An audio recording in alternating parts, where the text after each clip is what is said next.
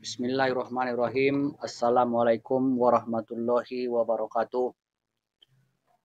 Innal hamdalillah nahmaduhu wa nasta'inu wa na'udzu billahi min sururi anfusina may yahdihillahu fala mudhillalah wa man yahdihillahu fala hadiyalah.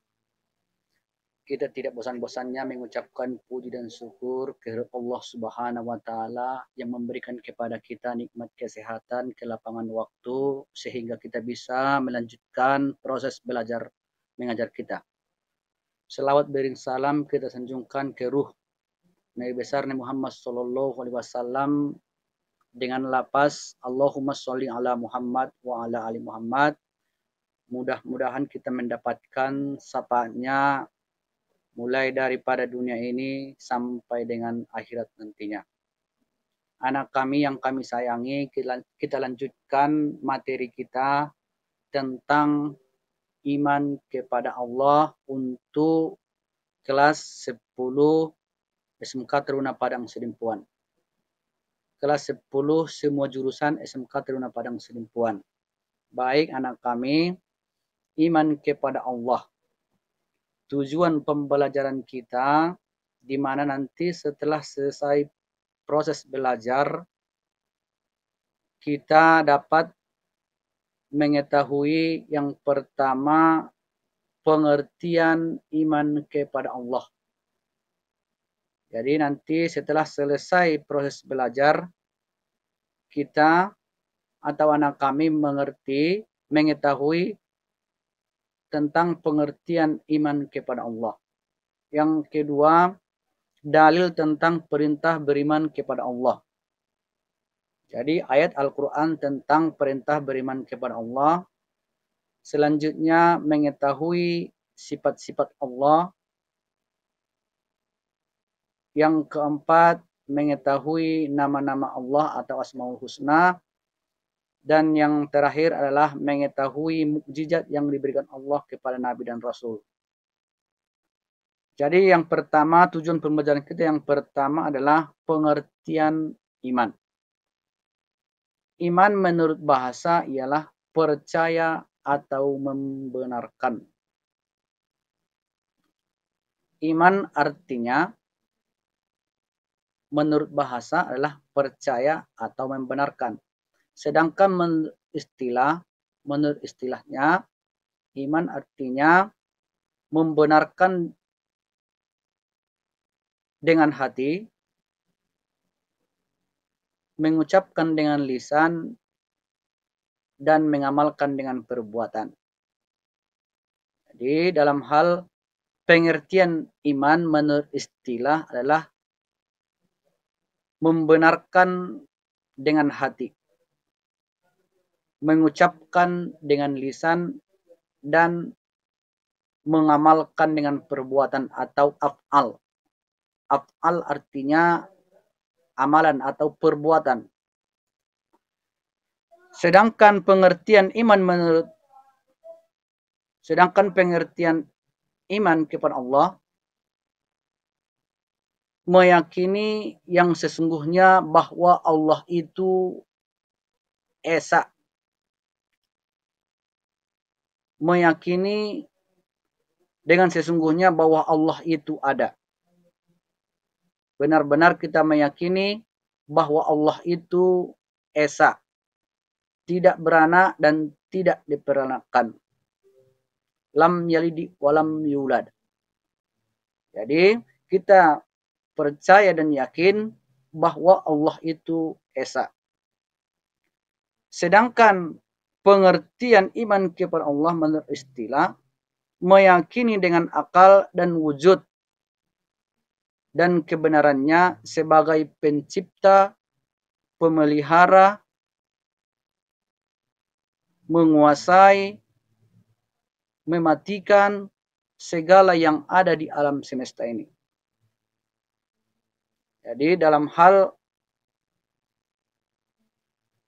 pengertian iman kepada Allah meyakini bahwa Allah yang menciptakan, menguasai, memelihara, mematikan, menghidupkan segala yang ada di alam semesta ini. Jadi kepada anak kami, bahwa Allah lah yang menciptakan, menguasai, memelihara, menghidupkan, mematikan segala yang ada di alam semesta ini. Harus kita percaya itu, harus kita imani itu, harus kita benarkan itu, bahwa Allah yang memelihara, menguasai, merajai, menghidupkan dan mematikan segala yang ada di alam semesta ini. Adapun ayat Al-Quran tentang perintah beriman kepada Allah ada dalam Quran surah An-Nisa ayat 136. A'udzu billahi minas syaitonir rajim. Bismillahirrahmanirrahim. Ya ayyuhallazina amanu aminu billahi wa rasulihi wal kitabil ladzi nazzala 'alar rasul rasulihi wal kitabil ladzi anzala min qablu wa may yaghfur billahi wa malaikatihi wa kutubihi wa rusulihi wal yaumil akhiri faqad dhalla dhalalam ba'id. Artinya, hai orang-orang yang beriman, berimanlah kamu kepada Allah dan Rasulnya, kepada kitab-kitabnya serta kitab yang diturunkan sebelumnya. Barang siapa yang mengingkari iman kepada Allah, malaikat, kitab-kitabnya, rasul-rasulnya, dan hari kiamat, maka sesungguhnya ia telah sesat sejauh-jauhnya.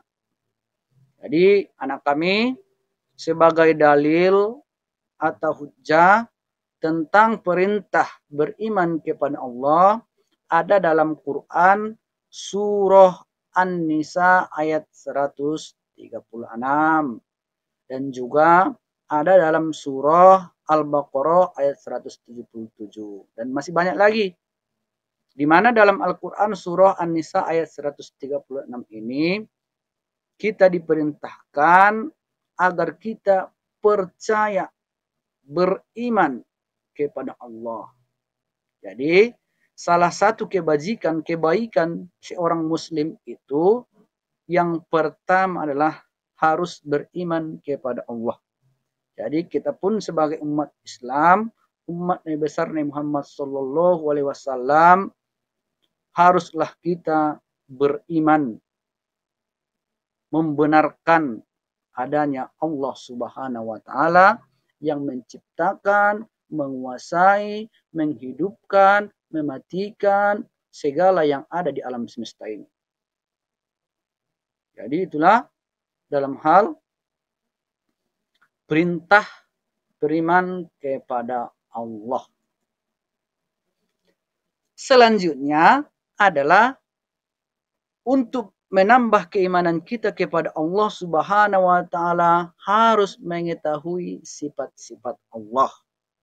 Jadi untuk menambah keyakinan kita, keimanan kita kepada Allah, harus anak kami ketahui sifat-sifat Allah. Ini dalam hal sifat-sifat Allah ini sebagian anak kami sudah mengetahui. Jadi mengetahui di sini kita ulang kembali.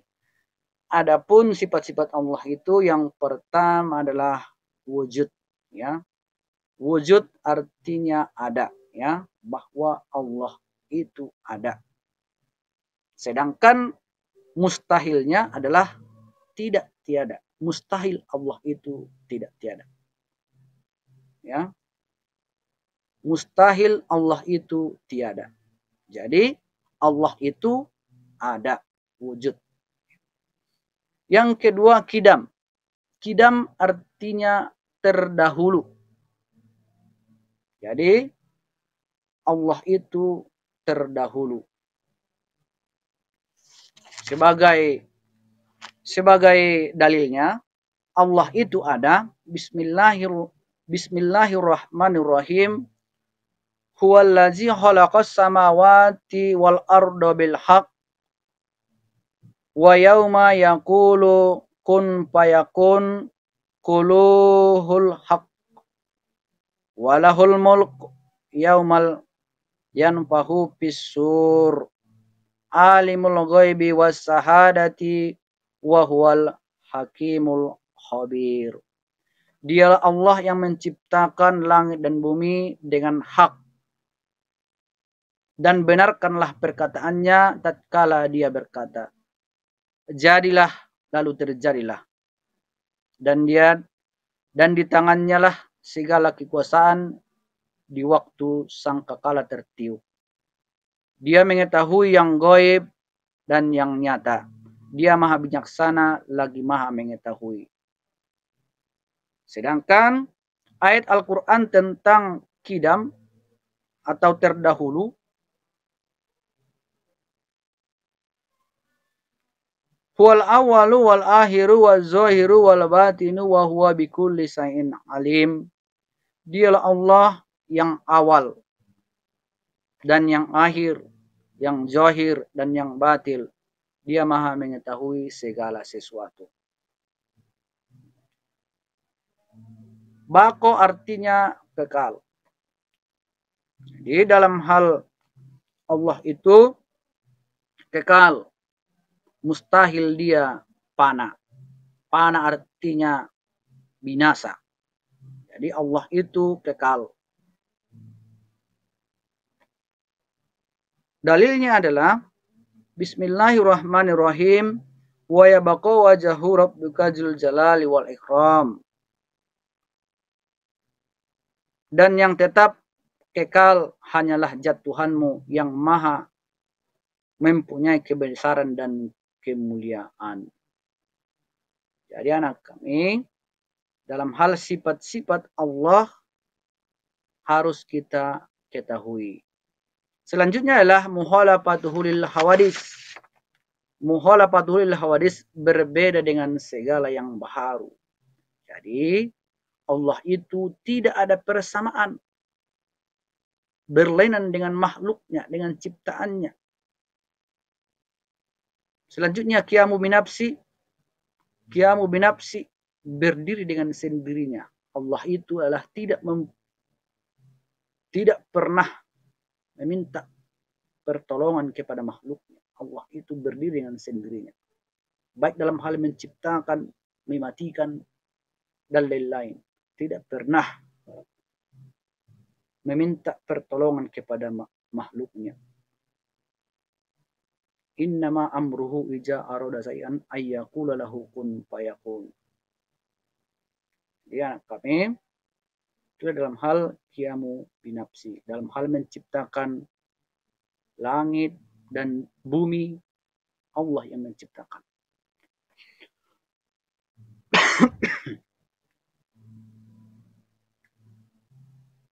Selanjutnya adalah wahdaniyah. Wahdaniyah artinya esa. Wahdaniyah artinya esa, tunggal. Jadi Allah Subhanahu wa taala adalah esa. Qul huwallahu ahad. Ini dalam hal surah Al-Ikhlas. Bismillahirrahmanirrahim. Qul huwallahu ahad. Katakanlah Allah itu esa. Allahus samad. Allah tempat bergantung, memohon segala permintaan kita. Lam yalidi walam yulad. Tidak beranak dan tidak diperanakkan. Walam yakul lahu kufuwan ahada. Dan tidak ada satupun makhluk yang sebanding dengan dia. Dengan Allah Subhanahu wa ta'ala. Jadi Allah Subhanahu wa ta'ala adalah esa. Bukan beranak. Ada bapak, ada ibu. Tidak. Tapi Allah itu esa. Selanjutnya adalah kudrat. Kudrat artinya kuasa. Kudrat artinya kuasa. Iradah artinya berkehendak. Ya, anak kami, Allah itu berkehendak. Ilmu artinya mengetahui. Jadi Allah Subhanahu wa taala Maha mengetahui perbandingan antara ilmu Allah dengan ilmu kita adalah seperti ya air laut dicelupkan tangan kita. Di mana yang menetes itu adalah sebagai ilmu kita, sedangkan ilmu Allah itu adalah air lautnya yang merampar ya, yang hamparan, yang luas. Itulah dalam hal ilmu Allah. Makanya Allah Subhanahu wa taala Maha mengetahui. Selanjutnya adalah hayat. Hayat artinya hidup. Allah itu hidup. Selanjutnya adalah sama. Sama artinya mendengar, Maha mendengar yang jauh, yang dekat, yang keras, yang lembut. Allah Maha mendengar. Basar artinya melihat. Allah itu Maha melihat. Allah Subhanahu wa taala melihat apa yang kecil, yang jauh, dan yang tidak nampak sekalipun Allah Maha melihatnya. Kalam, yang terakhir adalah kalam artinya berkata-kata, bahwa Allah Subhanahu wa taala mempunyai kalam. Sebagai kalam Allah adalah Al-Quran. Selanjutnya adalah kami mengetahui Asmaul Husna atau nama-nama Allah, nama-nama baik Allah. Jadi dalam hal nama-nama baik Allah ini seharusnya ada 99, ini ada 8 yang Bapak tuliskan sini. Sebagai yang pertama adalah Ar-Rahman. Ar-Rahman artinya Maha Pengasih. Jadi Allah Subhanahu wa taala mengasihi kepada semua makhluknya, baik yang beriman maupun tidak beriman. Allah memberikannya, baik kepada yang taat maupun yang tidak taat. Dan segala yang ada di alam semesta ini, Allah lah yang memberi makannya. Dan Allah menjaminnya. Maha Pengasih lagi Maha Pengasih. Jadi dalam hal Ar-Rahman ini semua makhluk mendapatkan rahman daripada Allah. Semua makhluk mendapat daripada rahman atau kasih daripada Allah Subhanahu wa taala. Sedangkan Ar-Rahim, Ar-Rahim artinya lah Maha Penyayang. Jadi dalam hal Maha Penyayang ini Allah Subhanahu wa taala tidak memberikan rahimnya kepada semua makhluk, tetapi memberikan kepada yang dikasih atau yang disayangi oleh Allah Subhanahu wa taala. Kita sebagai orang yang beriman atau yang Islam, insya Allah akan mendapatkan rahim atau kasih sayang daripada Allah Subhanahu wa taala. Jadi Ar-Rahim ini tidak semua makhluk mendapatkan ini. Tidak semua makhluk mendapatkan kasih sayang daripada Allah Subhanahu wa taala. Dalam hal kasih sayang daripada Allah Subhanahu wa taala kepada kita, bisa saja kita tidak mendapatkan sesuatu diakibatkan oleh sayangnya Allah kepada kita. Ya, bisa saja Allah mengharamkan makanan kepada kita diakibatkan daripada sayangnya Allah kepada orang yang beriman ini. Kepada kita orang yang beriman. Jadi yang kita harapkan adalah sayang daripada Allah Subhanahu wa taala, Ar-Rahim. Al-Malik. Al-Malik adalah maha merajai, maha kuasa. Allah itu kerajaannya bukan hanya di bumi ini saja, tapi kerajaan Allah itu raja daripada segala raja. Dalam hal Al-Malik adalah maha merajai, maha kuasa.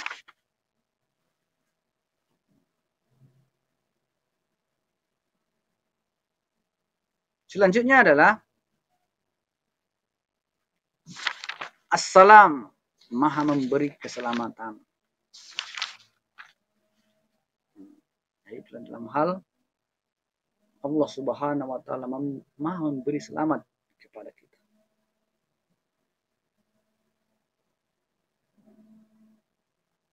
Selanjutnya adalah Al-Muhaimin, maha memelihara. Allah Subhanahu wa taala memelihara segala yang ada di alam semesta ini. Yang kecil, yang besar, semua dipelihara oleh Allah Subhanahu wa taala. Tidak luput daripada pemeliharaan daripada Allah Subhanahu wa taala. Baik dalam hal tertidur maupun kita terbangun. Yang memelihara kita adalah Allah Subhanahu wa taala. Al-Khaliq, maha pencipta. Allah Subhanahu wa taala yang menciptakan kita.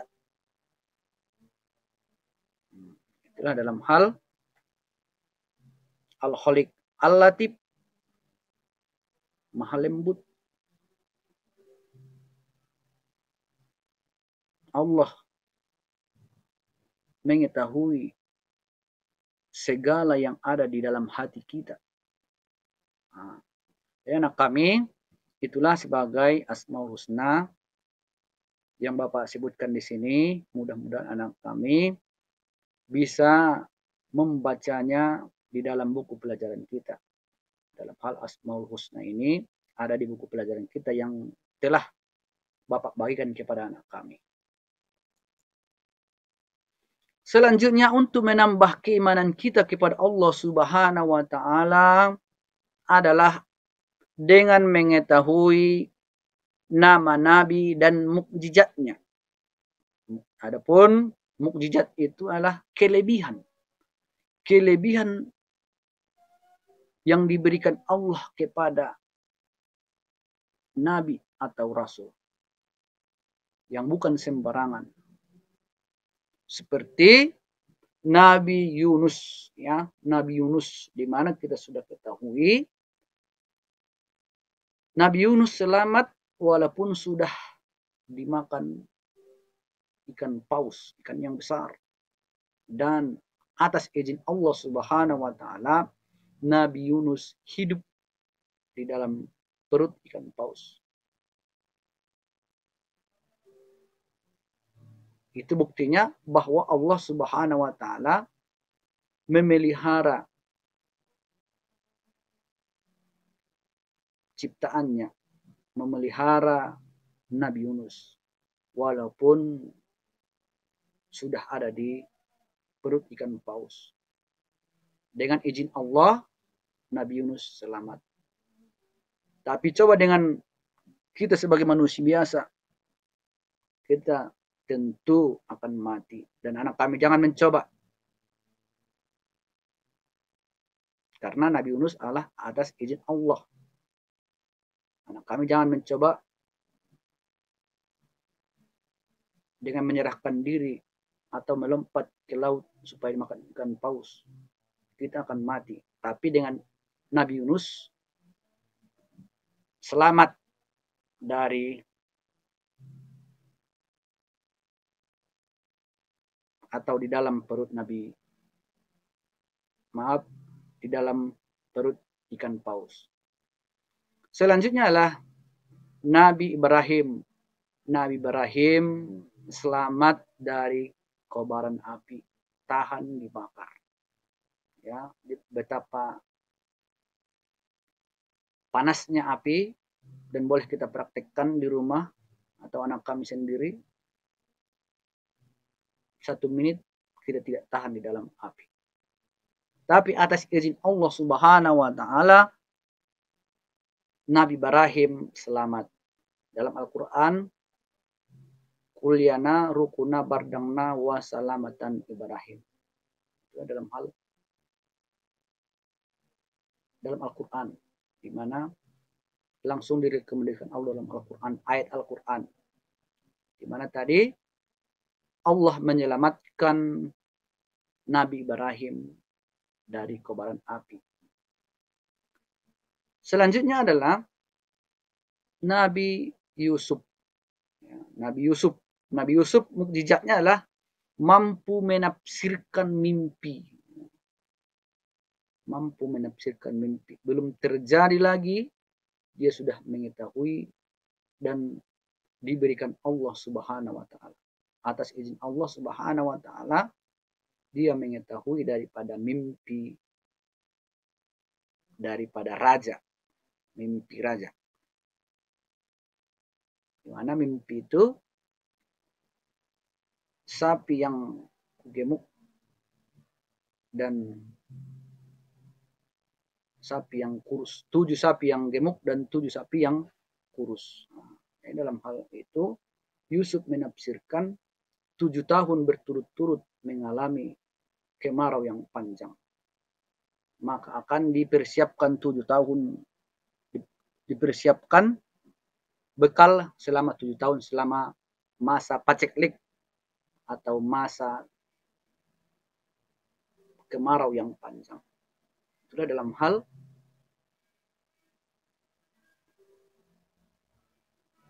Nabi Yusuf mampu meramalkan daripada mimpi.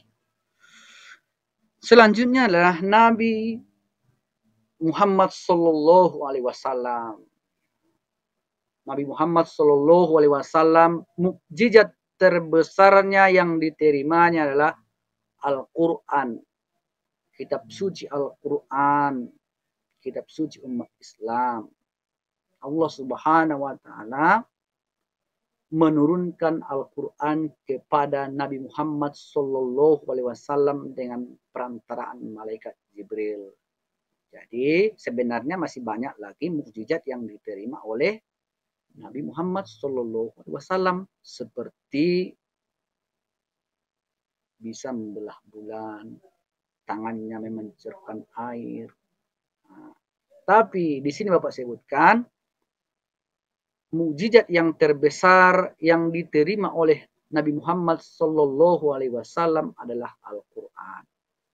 Jadi dalam hal ini, dalam materi kita iman kepada Allah ini, anak kami mengetahui pengertian dalil sifat-sifat Allah, nama-nama Allah, dan mukjizat yang diterima oleh Nabi, mudah-mudahan menambah keimanan kita kepada Allah Subhanahu wa taala.